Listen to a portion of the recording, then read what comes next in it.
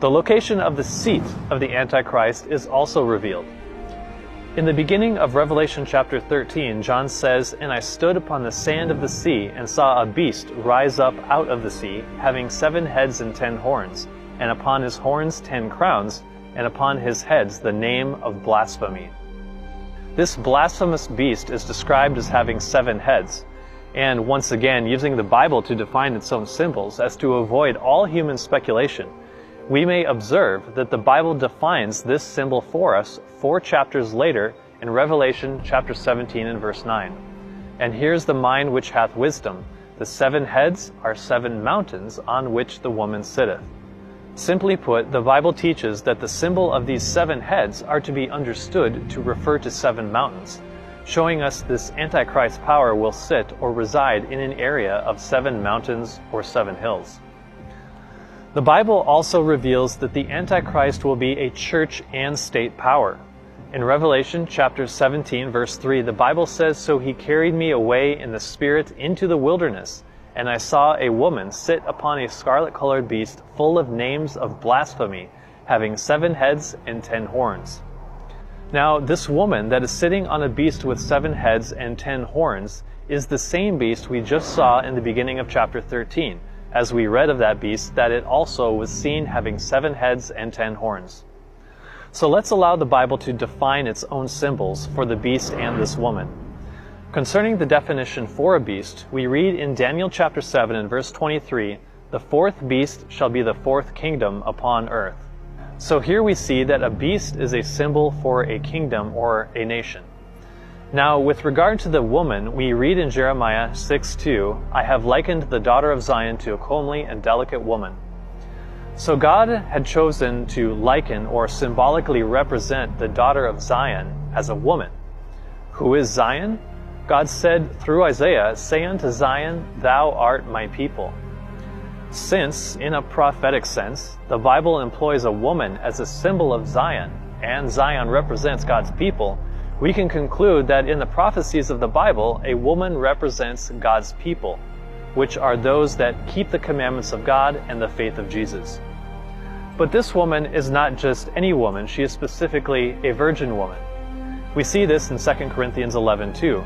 "For I am jealous over you with godly jealousy, for I have espoused you to one husband, that I may present you as a chaste virgin to Christ." Therefore, in the Bible, a woman in a spiritual or prophetic sense is a symbol to represent the church, God's people, who keep His commandments and have the faith of Jesus. But the woman riding the beast is not a virgin, she is a harlot, and we see this in the 1st chapter of Revelation 17, that this woman is the great whore that sitteth upon many waters.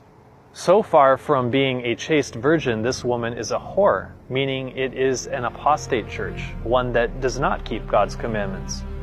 So in this symbol of the woman riding the beast, we have a depiction of a church controlling a kingdom, more specifically an apostate church in control of a civil kingdom, or a church and state power. This is further substantiated by the fact this apostate church commits fornication with the kings of the earth, as John speaks of her, saying she is the woman with whom the kings of the earth have committed fornication, and the inhabitants of the earth have been made drunk with the wine of her fornication.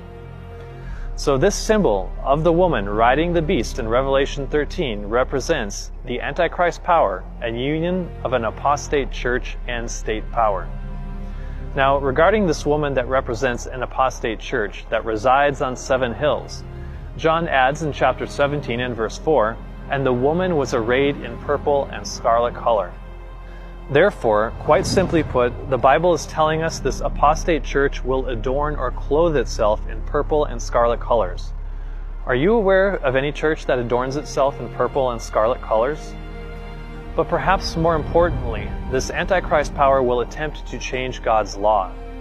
This same beast power represented in Daniel chapter 7 as a little horn, of whom we read, "And he shall speak great words against the Most High, and shall wear out the saints of the Most High, and think to change times and laws.